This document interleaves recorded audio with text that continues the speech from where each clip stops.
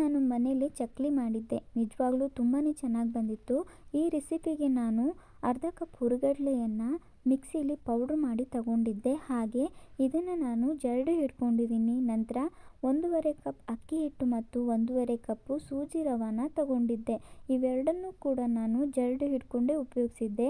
ಹಿಟ್ಟನ್ನು ಜರಡಿ ಹಿಡ್ಕೊಳ್ಳೋದ್ರಿಂದ ನಮಗೆ ಇದರಲ್ಲಿ ಗಂಟುಗಳಿರಲ್ಲ ಮತ್ತು ನೀಟಾಗಿ ನಾವು ಇದನ್ನು ಹದವಾಗಿ ಕಲಿಸ್ಕೋಬೋದು. ಹಾಗೆ ಇದಕ್ಕೆ ನಾನು 3 ಚಮಚ ಅಚ್ಚ ಖಾರದ ಪುಡಿಯನ್ನು ತಗೊಂಡಿದ್ದೀನಿ ಮತ್ತು 2 ಚಮಚ ಬಿಳಿ ಎಳ್ಳನ್ನು ತಗೊಂಡಿದ್ದೀನಿ.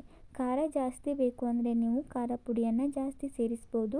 ಬಿಳಿ ಎಳ್ಳಿನ ಬದಲಿಗೆ ನೀವು ಕಪ್ಪೆಳ್ಳನ್ನು ಕೂಡ ಉಪಯೋಗಿಸ್ಬೋದು. ಇವೆರಡನ್ನು ನಾನು ಹಿಟ್ಟಿನ ಜೊತೆ ಸೇರಿಸಿದ್ದೀನಿ. ಹಾಗೆ ರುಚಿಗೆ ತಕ್ಕಷ್ಟು ಉಪ್ಪನ್ನು ಹಾಕಿ ಮಿಕ್ಸ್ ಮಾಡ್ಕೊಳ್ತಾ ಇದ್ದೀನಿ. ನಂತರ ಇದಕ್ಕೆ ನಾನು 2 ಚಮಚ ತುಪ್ಪವನ್ನು ಬಿಸಿ ಮಾಡಿ ಬಿಸಿಯಾದ ತುಪ್ಪವನ್ನೇ ಇದಕ್ಕೆ ಸೇರಿಸ್ತಾ ಇದ್ದೀನಿ. ನೋಡ್ಕೊಳ್ಳಿ, ತುಪ್ಪ ಈ ಹಿಟ್ಟಿಗೆ ಎಲ್ಲ ಕಡೆಗೂ ಸೇರಬೇಕು. ನಂತರ 1 ಕಪ್ಪು ಚೆನ್ನಾಗಿ ಬಿಸಿಯಾಗಿರೋ ನೀರನ್ನು ಈ ಹಿಟ್ಟಿಗೆ ಸೇರಿಸ್ತಾ ಇದ್ದೀನಿ. ನೀಟಾಗಿ ಈ ಥರ ಕಲಿಸ್ಕೋಬೇಕಾಗತ್ತೆ. ಎಲ್ಲ ಕಡೆ ನೀರು ಕೂಡ ಅಪ್ಲೈ ಆಗಬೇಕು. ಈ ಥರ ಉದುರುದ್ರಾಗಿ ಬರುತ್ತೆ. ನಂತರ ನಾನು ಇದನ್ನು 1/2 ಅವರ್ ಮುಚ್ಚಿಡ್ತಾ ಇದ್ದೀನಿ. 1/2 ಅವರ್ ಆಗಿದೆ. ನಂತರ ನಾನು 1 ಕಪ್ಪು ಇನ್ನೂ ಸ್ವಲ್ಪ ಬಿಸಿ ನೀರನ್ನು ತಗೊಂಡಿದ್ದೀನಿ. ಇದನ್ನು ಕೂಡ ಸ್ವಲ್ಪನೇ ಸೇರಿಸ್ತಾ ಹದವಾಗಿ ಕಲಿಸ್ಕೊಳ್ತಾ ಇದ್ದೀನಿ. ಹಿಟ್ಟು ತುಂಬ ತೆಳುವಾಗಬಾರ್ದು, ನೋಡ್ಕೋಬೇಕಾಗತ್ತೆ ಕಲಿಸುವಾಗ.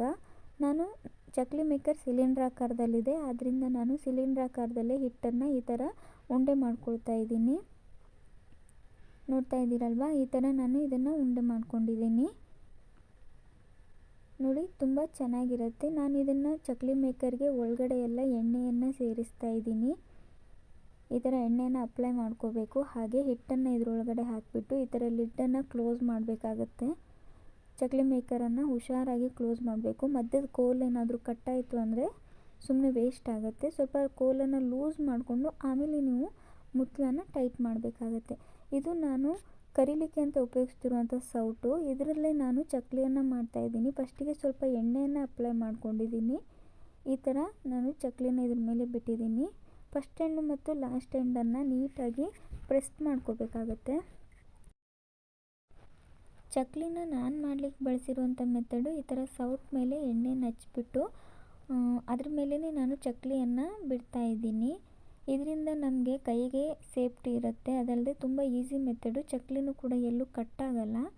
ಚಕ್ಲಿ ಮಾಡುವಾಗ ನಾವು ಮೀಡಿಯಮ್ ಫ್ಲೇಮಲ್ಲಿ ಉರಿನ ಇಟ್ಕೋಬೇಕಾಗತ್ತೆ.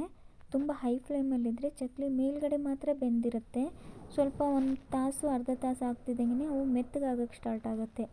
ನಾವು ಚಕ್ಲಿನ ಕೊನೆ ತನಕನೂ ಗರ್ಗರಿಯಾಗಿರಬೇಕು ಅಂದರೆ ಮೀಡಿಯಮ್ ಫ್ಲೇಮಲ್ಲಿ ನೀಟಾಗಿ ಫ್ರೈ ಮಾಡಿಕೊಂಡ್ರೆ ಈ ಥರ ಗರ್ಗರಿಯಾಗಿರುತ್ತೆ. ದಯವಿಟ್ಟು ನನ್ನ ಚಾನಲನ್ನು ಸಪೋರ್ಟ್ ಮಾಡಿ, ಸಬ್ಸ್ಕ್ರೈಬ್ ಮಾಡಿ. ಈ ಥರ ಹೊಸ ರೆಸಿಪಿಗಳನ್ನ ನಾನು ನಿಮ್ಮ ಮುಂದೆ ತರ್ತಾ ಇದ್ದೀನಿ. Thank you.